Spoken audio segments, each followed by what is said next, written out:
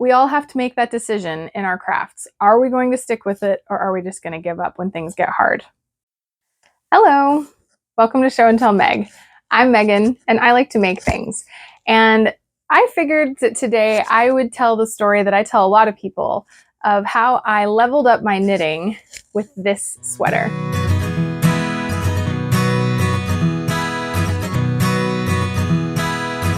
So back in 2014, I had only been knitting for a couple of years, and I was always jealous of the awesome sweaters that I saw people making, particularly in the style of clothes that I like. I like very vintagey, reminiscent clothes, and Andi Satterlund patterns were extremely popular at the time amongst all of the sewing community, and so that's how I was aware of her patterns. I had made my first sweater, which I actually did with a Craftsy class. So I had a lot of hand holding, got that done. It's kind of big, oversized raglan cardigan. Then I made the Miette cardigan, which is another Andi Satterlund pattern, and it used to be free. All of her patterns have been removed now anyways, but after making that, I got wind that she was having a knit along for her new pattern at the time, which was the Myrna cardigan is what it was called. And it's a very simple, it's a 50s style v-neck, fitted at the waist. The sleeves look like they're poofy. They're actually not. They're very low. And it's just got a very simple eyelet detail around the entire collar, as well as just above the ribbing on the bottom. So I ordered 3 skeins of Cascade 220, which gave me 660 yards. And particularly for the size that I was at that time, that was technically not enough. I mean, I made it. I got the sweater out of that, but I am also long torsoed. I didn't know that at the time. So yeah, I ordered 2 different colors of the Cascade 220. I ordered 3 in the palm colorway and 3 in the white colorway, thinking it would be white and that I could wear it with anything. But I had never bought wool yarn before because I'd never knitted, I bought it on yarn.com, and both colors of yarn came in as a bit of a disappointment. The white, I mean, if you're familiar with wool is sheep's hair. Sheep are not white. You can see this is a creamish color, is an off-white cream, but that is white for sheep's wool, And I didn't know that at the time. So I was a bit disappointed that this wasn't white. And so I had set it aside, but between the 2 colors, I did like this one better. The palm was also, I thought it was gonna be like grassy leprechaun green, and it was a more subdued kind of green. I don't know. It was fine. I've actually made it into something now, but at the time it was a bit of a disappointment. So I had to decide, and I decided to use this anyway. And I cast on, I did a gauge swatch. I did everything the prescribed way, I knitted a gauge swatch in the recommended needles. It came out the right gauge, so I thought I was good. And I thankfully took photos. This was back when I used to blog. I mean, I still do blog, but when blogging was much more of a thing. And over the course of the first several weeks of the knit along, I managed to knit the whole body without the neckband. I had gotten basically a vest made, and I was so excited. I had spent all of my spare time for like 3 weeks knitting this sweater. It was looking like it was supposed to. So then I tried it on, and it was too big. And at the time, I could not figure it out. The only thing I could figure was that the weight of this had made my gauge expand, or that I hadn't taken something into account, or my tension just was different from a in the round full sweater to a small square. It can happen. And I was so disappointed. There's some sweaters that it doesn't really matter if it's a little bit big. We're not talking that it was gigantic. We're just talking this style of sweater is designed to fit tightly. It's a 50s, 60s style. You want a nipped in waist and things to fit kind of 0 to negative ease. And this had positive ease in this vest. And so I had this moment that I had to decide what I was going to do. I could have gotten mad at it and thrown it in a corner and never thought about it again. But then I would have wasted the 3 weeks of knitting time. I would have wasted the money I spent on the yarn, which, grant you, looking at it now and what I've spent on yarn, it was nothing. But at the time, it was a very big deal that I specifically bought this for this project. And I really wanted to see it through. I also was really excited about being in the knit along. So I made the decision to completely unravel it. And this was heartbreaking to me. I had only been knitting for 2 years. I had only made 2 complete sweaters. This was so much time and effort for me. When you're a new knitter, at least when I was new, I used to go on Ravelry and see the rolls and rolls of everything that people had made because they'd been knitting for years. They've been churning out sweaters and hats and all kinds of things. And here I was with just a few small things. And so to have spent so much time on this hobby and then end up with something that was unusable, I was very upset. And so, yeah, I had this moment where I had to decide, am I just going to chuck it and not progress with it, do something different, or am I going to pull it out and do it again? And I did. I unraveled the whole thing. I actually hooked up the bottom to my yarn winder and cranked it out, got it into balls again, and I knitted the next size smaller. And according to my blog, it all worked out great.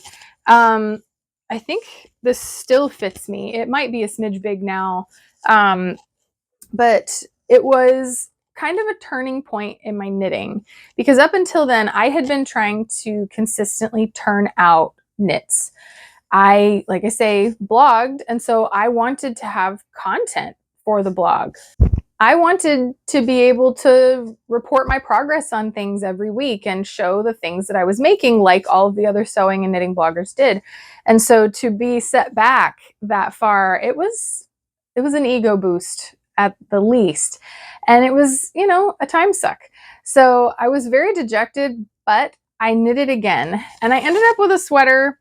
In the end, it has its issues. I've still never come to terms with this color. I did actually go on way later in the years to knit this sweater again. And the second time, I knew what I was doing. I actually used this sweater particularly because it can work with such a small amount of yarn. And I found this yarn at a thrift store, so I was super limited on yardage. And so I really didn't have a choice. The second time, the first time I knitted this, it has a keyhole detail in the back, which I never wear my hair up, so I couldn't see the point in doing that. So I omitted it on the first one. But the second time around, I'm like, why not? Who cares if there's a hole in the back of my sweater? And so I made it in this lovely blue. It was a Juniper Moon Farms. It's like a mohair, merino, something else blend. It's got a halo to it. But yeah, I had revisited this pattern and I wear this one relatively often. I mean, it's a little heavy because this is a worsted weight yarn. Both of these are a smidge heavy for a lot of the Florida weather, let's be real. But mostly this one, I thought having a white short sleeve cardigan was going to replace a different white short sleeve cardigan in my wardrobe that was store-bought and crappy. But it never ended up doing that. And I've always toyed with the idea of dyeing this. I just can't figure out what color to dye it that would make me use it any more often, So it sits nicely folded in my box that I keep some of my lesser used knitwear in.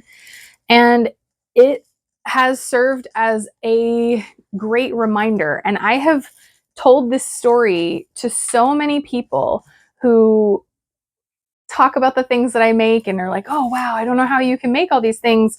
And or whenever anybody who is new at a hobby starts telling me how they just get so frustrated that they mess it up and then it doesn't work out, or it's just doesn't turn out quite how they want it, or it doesn't fit right. And so I use this story as a reference all the time that you will hit a turning point in any hobby. Anything that you're new at, you're not going to be good at it immediately.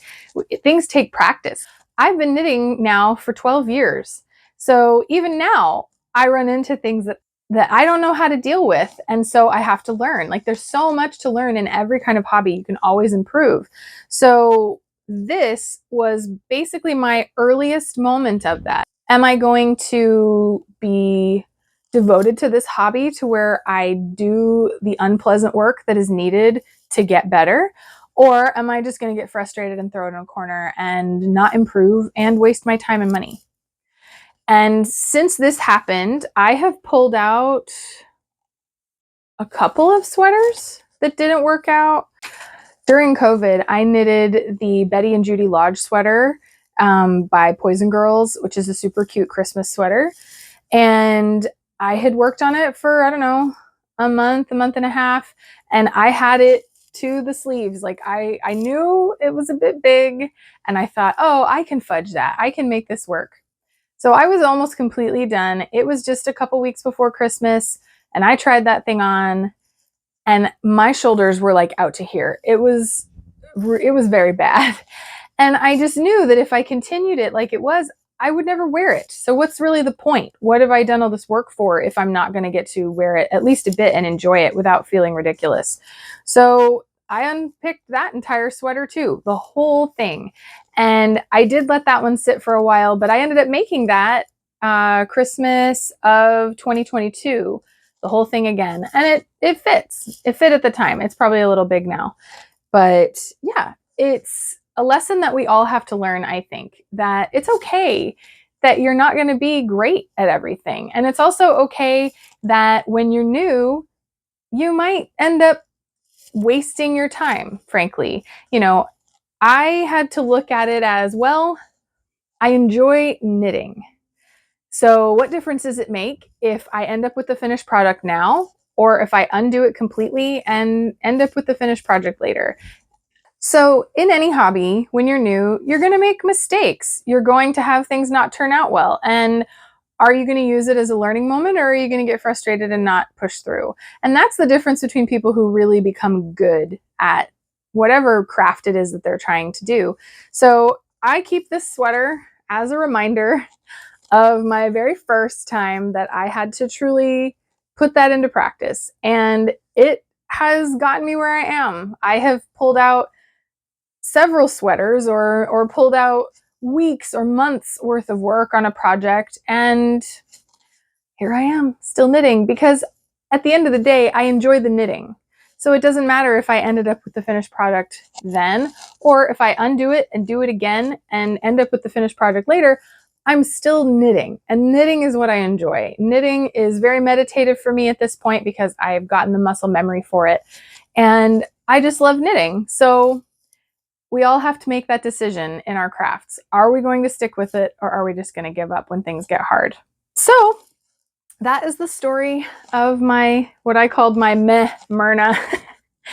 I've literally never been super happy with it, but it taught me a lot, and I'm super grateful for that. And so if you run into snags, I hope that you can think of this sweater and apply that idea to your own crafting. You know, you're not going to be amazing at something overnight. You've got to give it some practice and some work and some trial and error, and pulling out an entire sweater is sometimes what's required to make that happen. I hope that you enjoyed this little lesson, and if you did, please give me a like and subscribe. If you would like to see more content, I have plenty more things in the works. And until then, happy knitting!